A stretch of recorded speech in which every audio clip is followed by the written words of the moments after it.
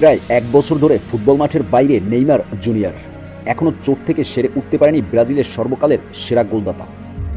নেইমারকে ছাড়া দল কতটা অসহায় তা হাড়ে হাড়ে টের পাচ্ছে ব্রাজিলিয়ানরা।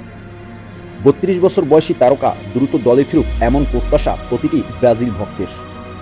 নেইমার দ্রুত দলে ফিরুক এমন প্রত্যাশা শুধু ব্রাজিল ভক্তদেরও নয়, বরং ব্রাজিল কোচ দরিবাল জুনিয়রেরও। তবে ঝুঁকি নিতে রাজি নন তিনি। নেইমারকে আরও সময় দিতে চান দরিবাল। তিনি চান পুরোপুরি ফিট হয়েই দলে ফিরুক নেইমার। স্কোয়াড ঘোষণার পর নেইমারকে নিয়ে দরিবাল বলেন, আমরা অপেক্ষা করব, ধৈর্য ধরব। সে যদি অক্টোবরে ফিরতে না পারে তাহলে নভেম্বরে অপেক্ষা করব, এমনকি ফেব্রুয়ারিতেও ফিরতে না পারে কোনো সমস্যা নেই। তাকে আত্মবিশ্বাসী হয়ে উঠতে হবে, খেলতে হবে এবং সবকিছুর ওপরে চোট থেকে পুরোপুরি মুক্তি পেতে হবে। ব্রাজিল কোচ আরও বলেন, আমরা উপলব্ধি করতে শুরু করেছি যে সে কতটা গুরুত্বপূর্ণ।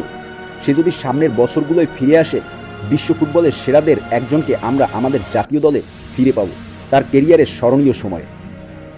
সর্বশেষ কোপা আমেরিকায় কোয়ার্টার ফাইনাল থেকে ছিটকে পড়েছিল নেইমারবিহীন ব্রাজিল। এছাড়া বিশ্বকাপ বাছাইয়েও দলটির অবস্থা ভালো নয়। ৮ ম্যাচে জিতেছে মাত্র ৩টিতে, ৪ হার ও ১ ড্রয়ে ১০ পয়েন্ট নিয়ে ৫ বারের বিশ্ব চ্যাম্পিয়নরা আছে টেবিলের পঞ্চম স্থানে। টেবিলের শীর্ষ ৬ দল সরাসরি খেলবে ২০২৬ বিশ্বকাপে। সপ্তম স্থানে থাকা বাছাই পর্ব শেষ করা দল প্লে অফ খেলে বিশ্বকাপে কোয়ালিফাই করতে পারবে।